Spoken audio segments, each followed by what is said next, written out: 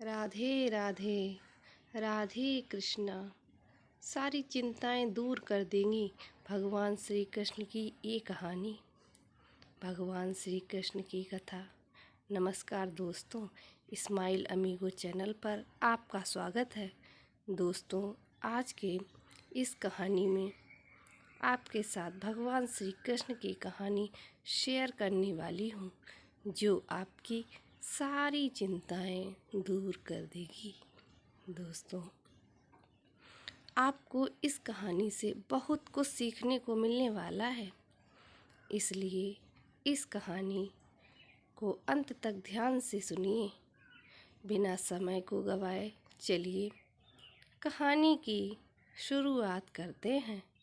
दोस्तों, इस कहानी की शुरुआत होती है एक बिजनेसमैन से, जो अपने बिजनेस को लेकर काफ़ी चिंता किया करता था कि क्या होगा आगे आने वाले कल में और कैसे काम आगे बढ़ेगा और उनके इस व्यवसाय को उनका बच्चा संभाल पाएगा या नहीं।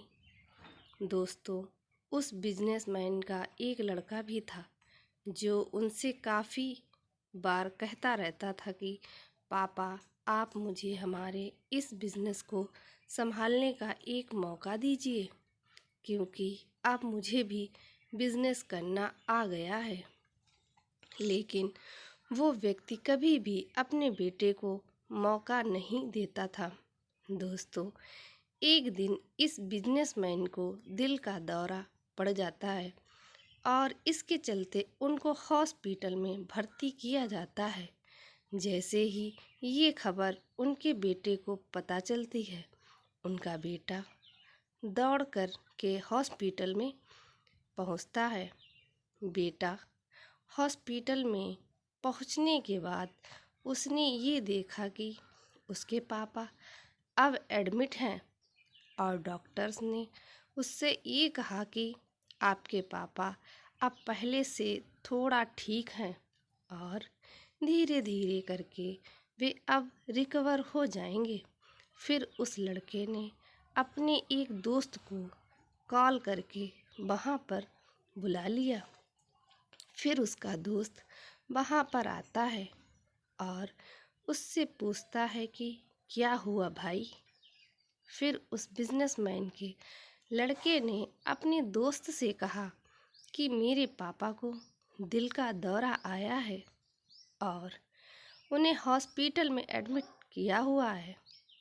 इसके बाद उस बिजनेसमैन का लड़का अपने दोस्तों से कहता है कि चल ना, ज़रा बाहर चल के आ जाते हैं, बहुत देर हो गई है इधर। और फिर वो दोनों अस्पताल से बाहर चले जाते हैं। जब वो दोनों अस्पताल से बाहर निकले, तब उनको एक आइसक्रीम वाला दिखाई देता है। फिर उस बिजनेसमैन के लड़के ने अपने दोस्त से कहा कि भाई आ जाओ, आइसक्रीम खाते हैं। ये बात सुनकर उसका दोस्त थोड़ा चौंकता है और मन ही मन कहता है कि अरे, ये क्या पागलपन है। पापा अंदर भर्ती है और ये यहाँ पर आइसक्रीम खाने की सोच रहा है। फिर उन दोनों ने आइसक्रीम खरीद ली और वे दोनों आइसक्रीम खाने लगे। लेकिन उसका जो दोस्त था ना, उससे ये रहा नहीं गया और उसने अपने दोस्त से पूछ ही लिया कि भाई, मुझे समझ नहीं आ रहा है कि तुम्हारे बिजनेस का आगे क्या होगा और तुम्हारे पापा की तबीयत भी ठीक नहीं है और तू यहाँ आइसक्रीम खा रहा है। मुझे कुछ समझ में नहीं आ रहा है। फिर ये जो बिजनेसमैन का लड़का था ना, और उसने जो बात कही उसे आप ध्यान से सुनिएगा। उसने अपने मित्र से कहा कि ये मुझे मालूम है कि तू ये सोच रहा होगा कि मेरे पापा एडमिट है, यहाँ पर आइसक्रीम चल रही है मज़े चल रहे हैं, पर ऐसा कुछ नहीं है। मैं भगवान श्री कृष्ण का बहुत बड़ा भक्त हूँ और उनकी दो बातें हमेशा अपनी ज़िंदगी में याद रखता हूँ। पहली बात, जो हम सबको पता है कि काम करना है और फल की चिंता नहीं करनी है, इसलिए जो होगा देखा जाएगा। मैं सिर्फ अपने काम पर ही फोकस करूँगा और फिर बिजनेस भी अच्छा चलेगा।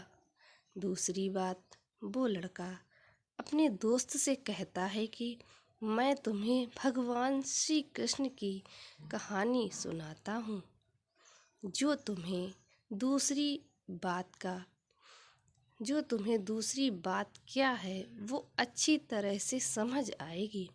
भगवान श्री कृष्ण की जो पत्नी थी, जिनका नाम रुक्मिणी था, उनको जब पहला बेटा हुआ था तो उसका नाम प्रद्युम्न रखा गया था और प्रद्युम्न के जन्म के 10 दिन पश्चात ही प्रद्युम्न का अपहरण हो गया था। प्रद्युम्न के अपहरण के कारण रुक्मिणी नाराज और उदास रहने लगी कि क्या हो गया है। भगवान श्री कृष्ण रुक्मिणी जी से कहते हैं कि चिंता मत करो, क्योंकि प्रद्युम्न जहाँ पर भी होगा वहीं पर ठीक होगा। लेकिन इतना समझाने के बावजूद भी रुक्मिणी अपने बच्चे की चिंता में उदास और निराश रहती थी और इस तरह चिंता करते करते रुक्मिणी जी के 18 साल बीत गए। 18 साल के बाद द्वारिका में जब प्रद्युम्न की वापसी हुई और जब प्रद्युम्न द्वारिका में वापस आए तो उनके साथ में उनकी पत्नी मायावती भी थी।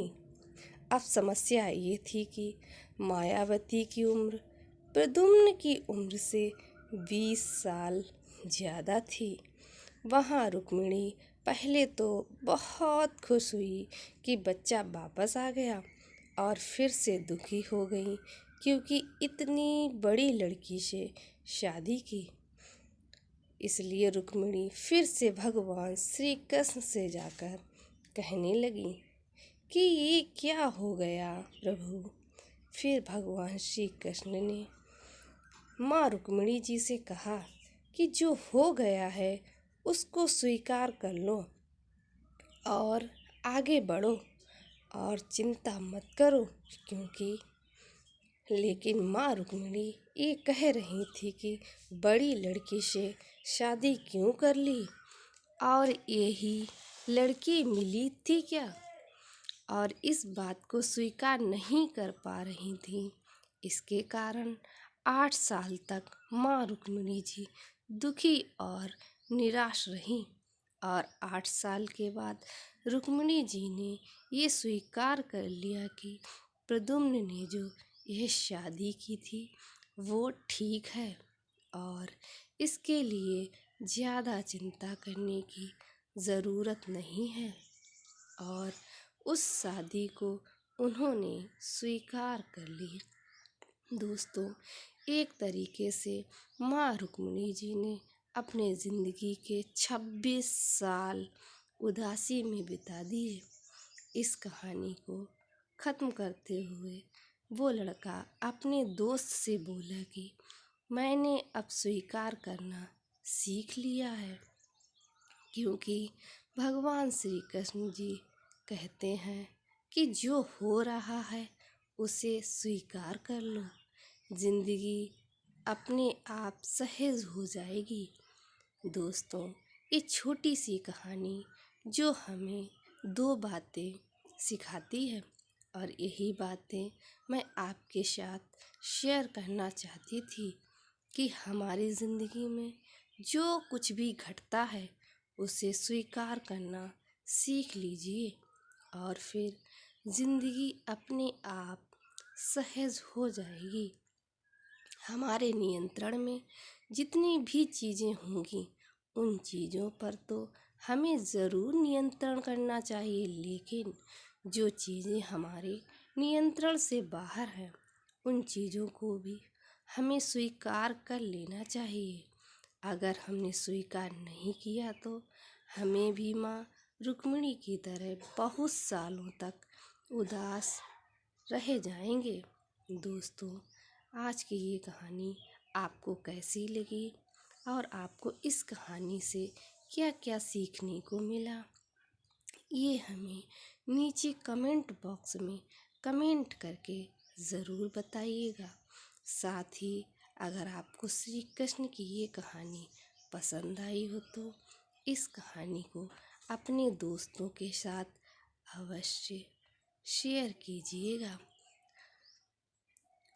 हमारे चैनल को लाइक करें, सब्सक्राइब करें और